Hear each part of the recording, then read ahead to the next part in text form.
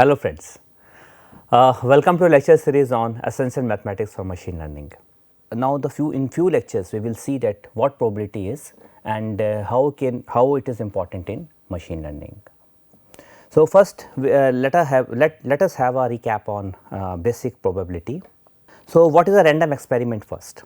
So several processes are random in nature where the total possible outcomes are known, but the occurrence of an outcome is uncertain. Okay.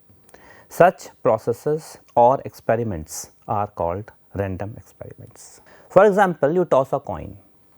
Okay. If you toss a coin, then either you will get head or tail. So, the things are not certain, things are uncertain.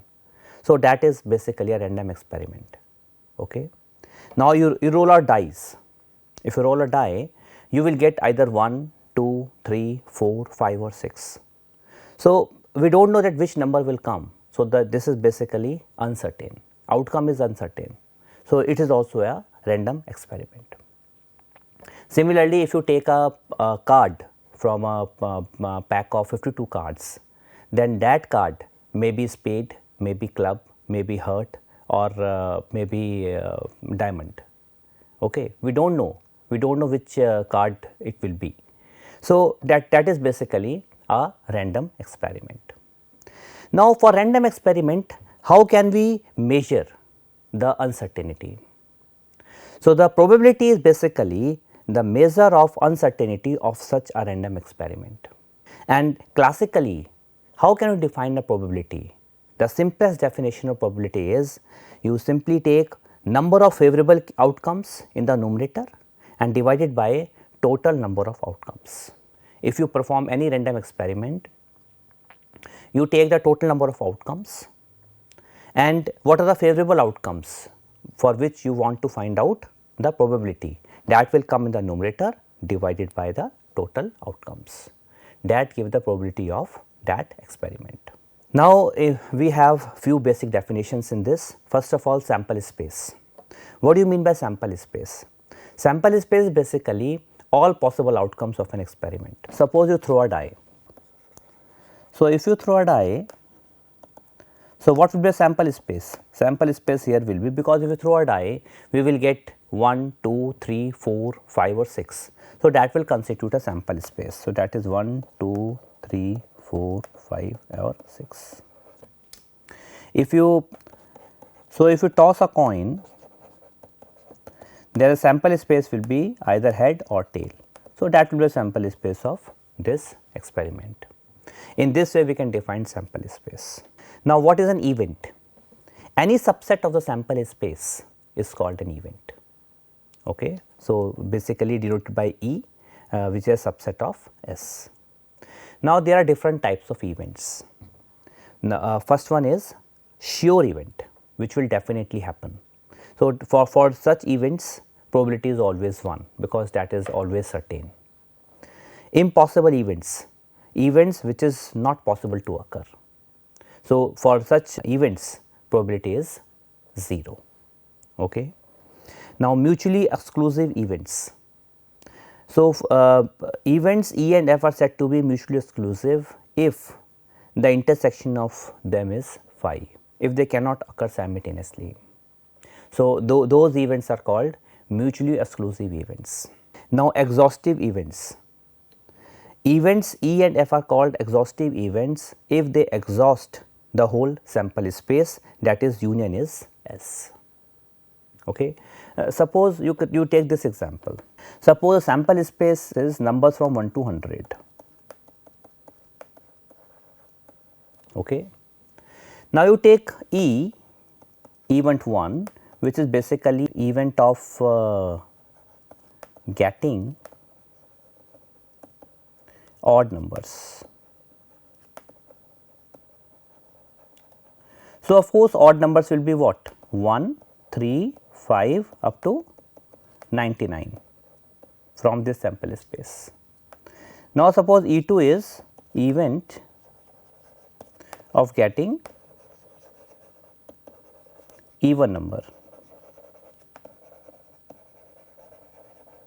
So, for getting even number, it will be 2, 4, 6, 8 and so on up to 100.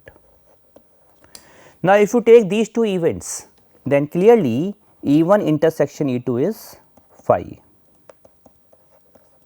Okay. So, we can say that E1 and E2 are mutually exclusive events. So, this implies E1 and E2 are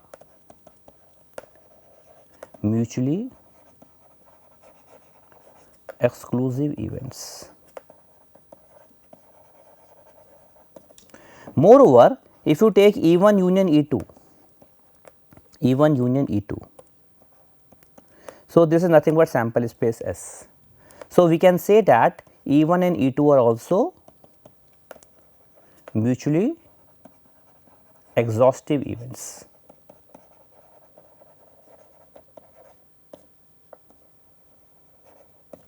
So, hence for this example we can say that E1 and E2 are mutually exclusive and exhaustive events. Okay.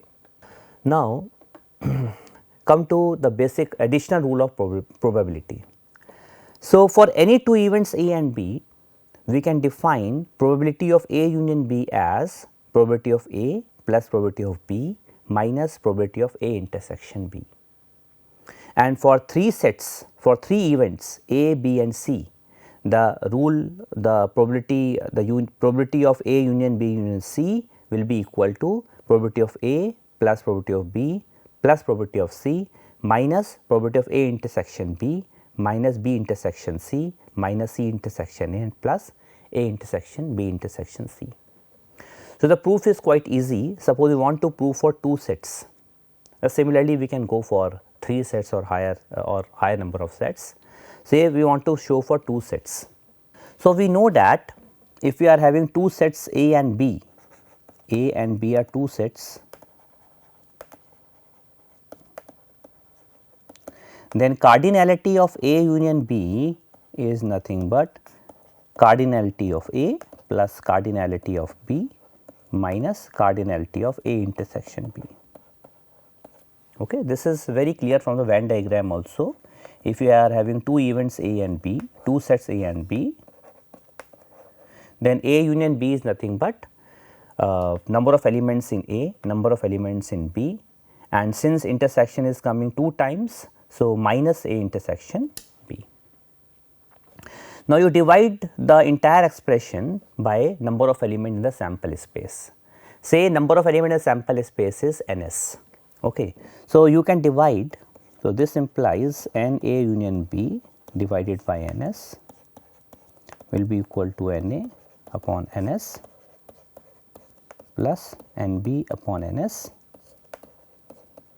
minus N of A intersection B upon NS, where NS is nothing but number of elements in sample space or cardinality of sample space, number of, so it is basically number of elements in sample space.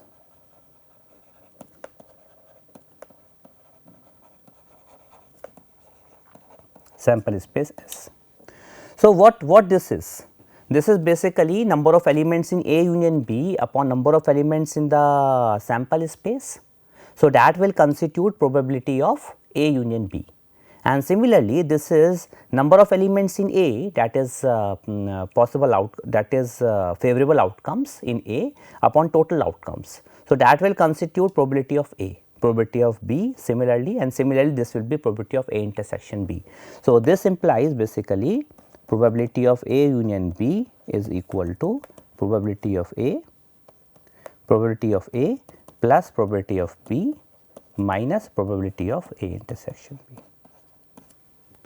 So, this gave the addition rule of probability. So, similarly, if you want to go for a proof for 3 set, similarly by the Venn diagram we can easily prove. Now, let us discuss one problem based on this. One integer is chosen at random from the integers 1 to 100. So, what is sample space we are having? Sample space is all the integers from 1 to 100. So, what is the cardinality of the sample space is 100. Now, what is the probability that the chosen integer is divisible by 6 or 8? So, basically union means OR. If you are talking about A union B, that means A or B, and if you are doing intersection, that means A and B. So, sometimes we can also say this expression as probability of A or B is equal to probability of A plus probability of B minus probability of A and B. Okay. So, now if you want to calculate probability of the chosen integer is divisible by 6 or 8, that means we are interested to find out the union, or means union. Okay. So, how can we calculate? So, here sample space is what? Sample space is 1, 2 up to 100. So, let us suppose E1 is the probability, E1 is the event of getting an integer divisible by 6. Okay. So, what will be the set E1 then? See, elements will be 6, 12, 18 up to the last will be 96, because 96 is divisible by 6. Now, suppose E2, E2 will be event of getting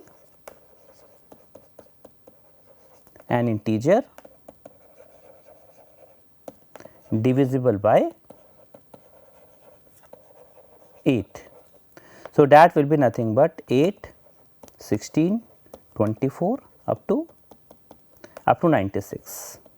It is the nearest integer, nearest to 100, which is divisible by 8. So, what will be the cardinality of S? It will be 100. Cardinality of E1, number of elements in E1, these are simply 16. Cardinality of E2, that will be simply 12. Now, there are some elements which are common in both, like you are seeing here 96. Similarly, there are others also. So, what are they? They are simply the LCM of 6 and 8, 24, 48 like this. So, if you calculate E1 intersection E2, E1 and E2, so that will be nothing but 24, 48, that will be 72 and 96, these 4 only. So, this the cardinality of E1 intersection E2 will be 4. So, we want to calculate probability of E1 or E2, that means probability of E1 union E2, and that is nothing but by the addition rule, that is nothing but P of E1 plus P of E2 minus probability of E1 intersection E2, and that will be, because cardinality of E1 is 16 and sample space is 100. So, probability will be 16 upon 100 plus here it is 12 upon 100 and minus 4 upon 100. So, that will be simply 28 minus 4, 24. So, that will be 0.24. So, that will be the probability of E1 or E2. So, in this way we can use addition rule on probability. Now, come to conditional probability. So, what do you mean by conditional probability? Now, for any two events E and F associated with a sample space S of a random experiment, the probability of E given event F has occurred is termed as conditional probability of E given F.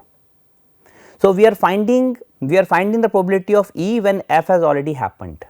So, that is basically conditional probability, and that is mathematically given by this expression, that is nothing but probability of E intersection F divided by probability of F.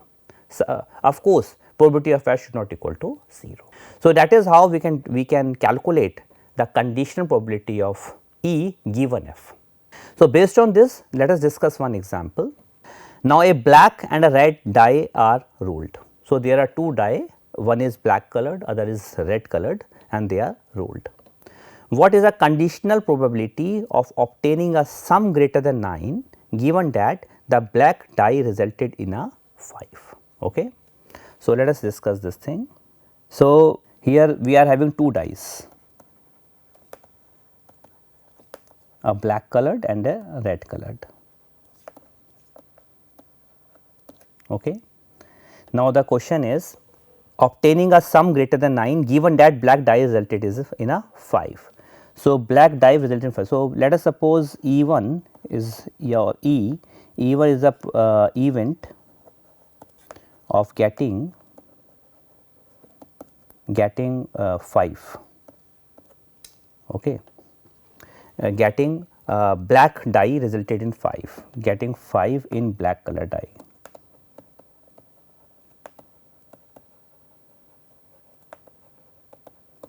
So, let us suppose E2 is nothing but we want to find out sum greater than 9. So, event of getting sum greater than 9. Okay. Now, I want to calculate P of E2 given E1. Okay. That means probability of getting sum more than 9 when we are having 5 in a black color die. So, that is nothing but probability of E1 intersection E2 upon probability of E1 as per the formula of conditional probability. Now, what will be E1? Okay, let us discuss E1 first. E1 will be, now you are throwing 2 dice and it is given that in a black color die it is 5 only. So, you are having 5 1, 5 2, 5 3, 5 4, 5 5 and 5 6. These are the various cases you are having for E1. And for E2, E2 is nothing but sum greater than 9. Sum greater than 9 means only 5 5 and 5 6. So, there are 2 cases 5 5 and 5 6. This is E1 intersection E2 basically. Okay. So, probability of E1 intersection E2 will be only these 2 cases. So, it is 2 upon favorable cases are 2, total cases are 36. Okay. And here for E1 the favorable cases are 6, 1, 2, 3, 4, 5, 6 and total cases are 36 because you are throwing 2 dice. So, total cases are 36. So, it is 6 upon 36. So, total required probability is 1 upon 3. Okay. So, in this way we can obtain conditional probability of getting sum more than 9 when you are having 5 in a black colored die. Now, what are properties of conditional probability? So, the first property is, which is very obvious property, for any non-empty event E, probability of E upon E. Now, if you see the definition, it is nothing but E intersection E upon probability of E, and E intersection E is itself. So, you can cancel. So, this will be nothing but 1. Okay. And if you take probability of S when E has already happened. So, this is nothing but S intersection E upon probability of E. S is a sample space.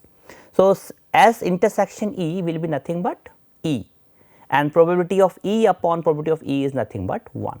So, that is quite easy result, quite obvious result which we can obtain from the definition itself. Now, for any 2 events A and B and F not equal to phi, not an empty set, we are having another result which is probability of A union B, conditional probability of this is equal to this. So, let us try to prove this result. So, we have to show that probability of A union B upon F, I mean conditional probability is equal to probability of A plus probability of conditional probability of B given F minus conditional probability of A intersection B given F. So, let us try to prove this result. So, let us take the left hand side. What is the left hand side? Probability of A union B given F, and by definition it is probability of A union B intersection with F upon probability of F. Okay. This is nothing but A union F intersection with B union F. upon P f. Sorry, it is A intersection F. So this is a distributive law basically. So A intersection will come here and union will come here. Okay.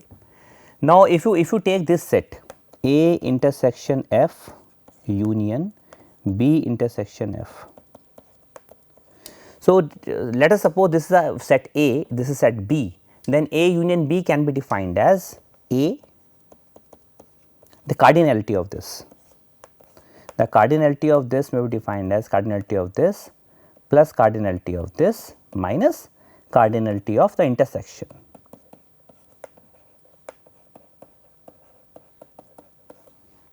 And this is cardinality of this plus cardinality of this minus cardinality of A intersection B intersection with F. Okay. Now, if you define the if you divide the entire expression by cardinality of S, so that we will get probability of this is A intersection F union with B intersection F, and that will be equal to probability of A intersection F plus probability of B intersection F minus probability of A intersection B intersection with F. Okay. Now, you divide the entire expression by P f, probability of F. So, if you divide the entire expression by probability of F now,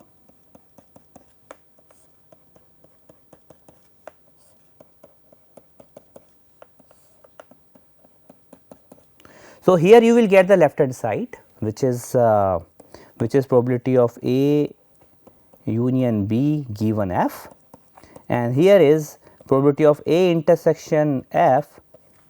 It is basically what? It is A given F, because what is probability of A given F? A intersection F upon probability of F. So, this is probability of A given F plus probability of B given F minus probability of A intersection B given F. So, that is how we can obtain the proof of this result. So, similarly we can obtain this result also, that for any event A and F is not equal to phi, probability of A complement, A complement means not A. So, not A given F is nothing but 1 minus P of A given F. Okay. Now, let us come to this problem based on this. A problem is given to two students A and B. Okay. The probability that A can solve it given B can solve it is 3 by 7. So, the given thing is, so probability that A can solve given B is 3 upon 7, which is nothing but P A intersection B upon P B. So, this is the first given to you, and the probability that B can solve it given that A cannot solve it is 1 upon 7. So, that means it is probability of B upon A complement, which is 1 by 7. So, which is equal to probability of B intersection A complement upon P A complement, which is equal to, now you can see the Venn diagram. If you can see the Venn diagram, then it is A, it is B.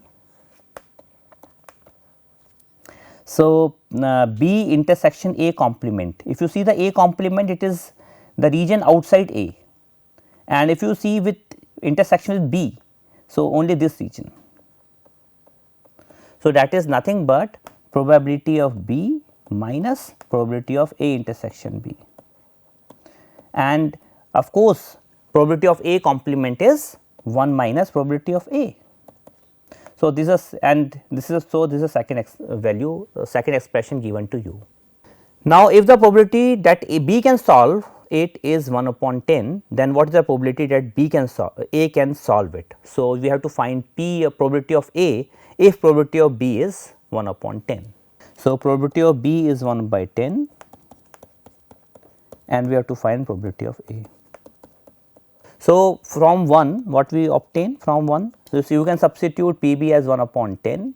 So, that will be nothing but so probability of A intersection B comes out to be 3 upon 70.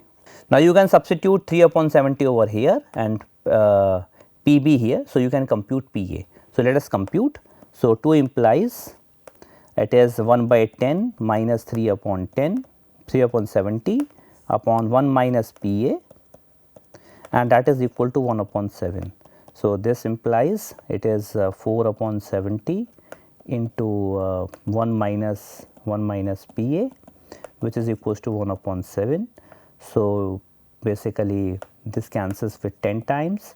So, 1 minus P A will be 4 upon 10, that is 2 upon 5.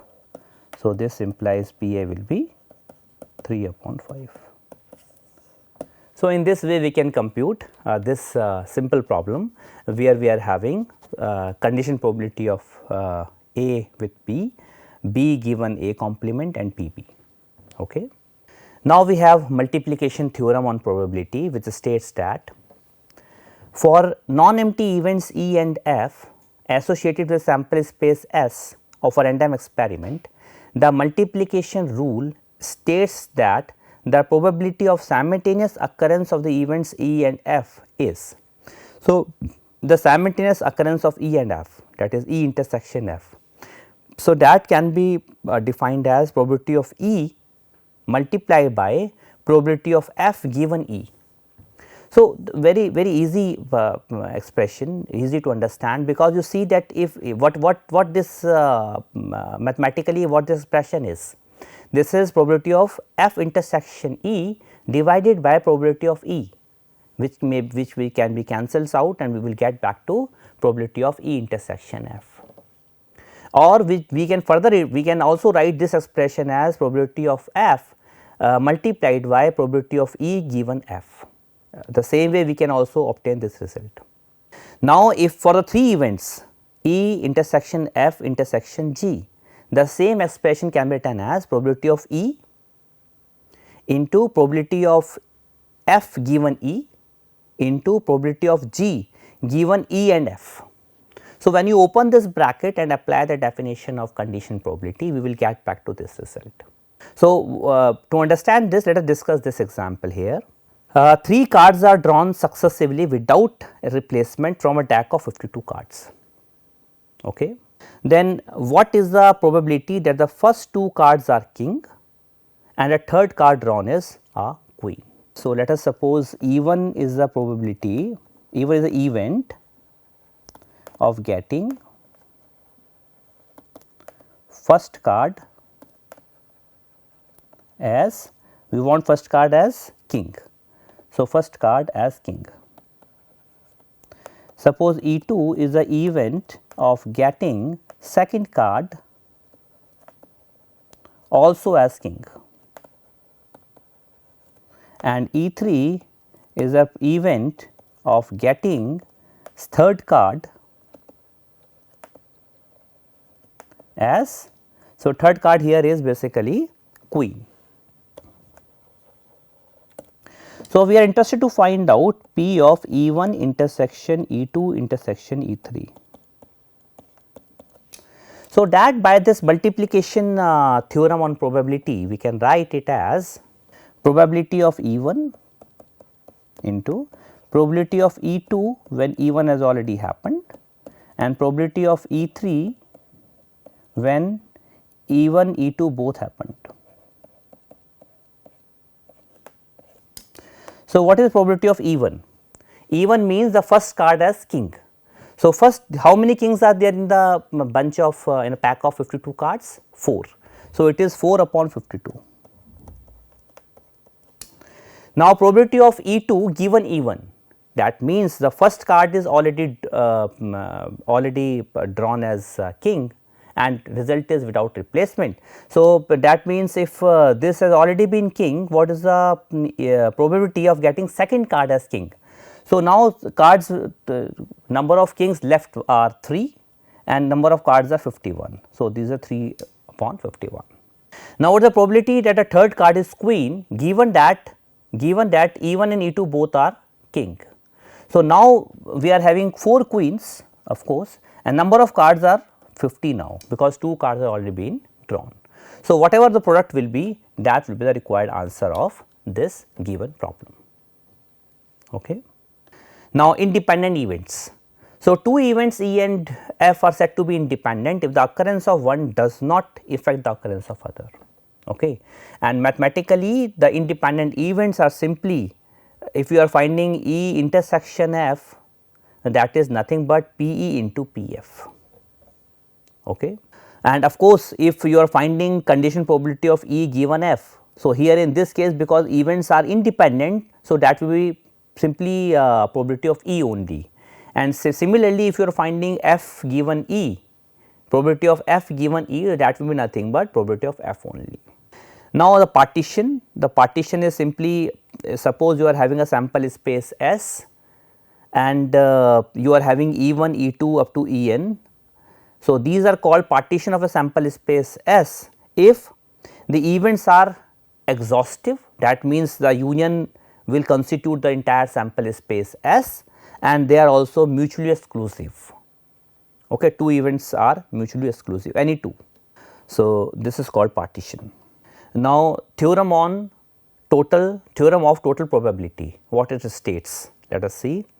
Now, consider E1, E2 up to En be a partition of a sample space S associated with a random experiment.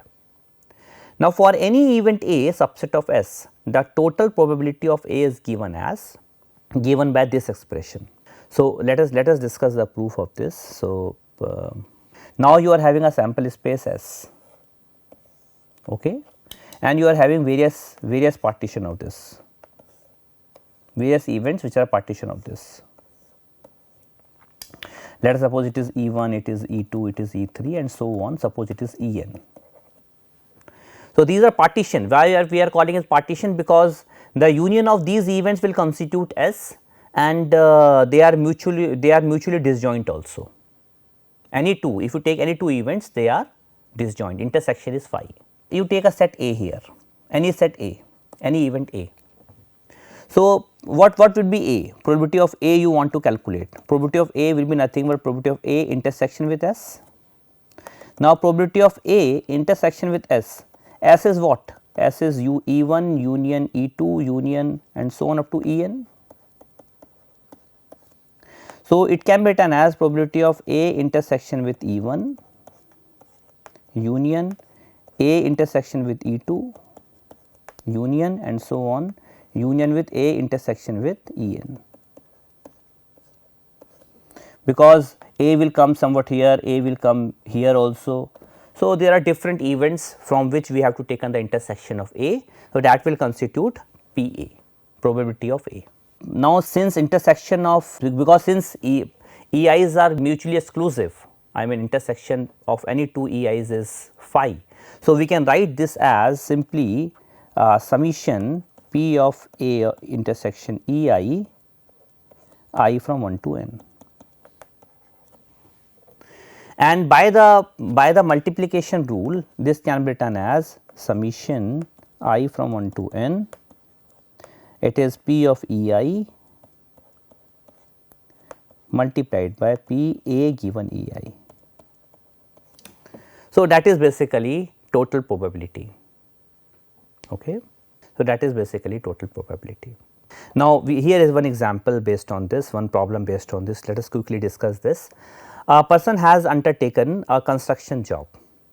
The probabilities are 0.6 that there will be a strike, 0.8 that the construction job will be completed on time if there is no strike, and 0.3 that the construction work will be completed on time if there is a strike.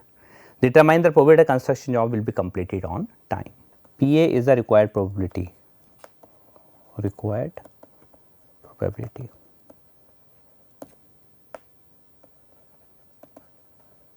That means the required work, that means the construction work will be completed on time.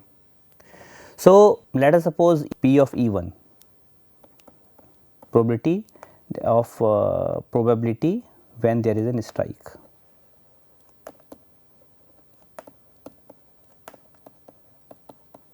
So, clearly P of E1 will be What is given to us?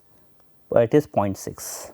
So, of course, P of E complement, that means when there is no strike, that will be 0.4.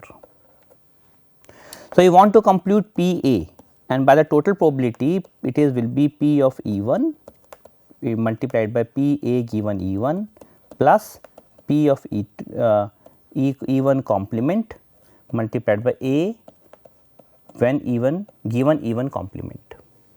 Okay. Now, P of E 1 is what? Is 0.6 into. Now, probability of the construction job is completed given the given strike. See, A is the event of construction job should be completed given when there is a strike.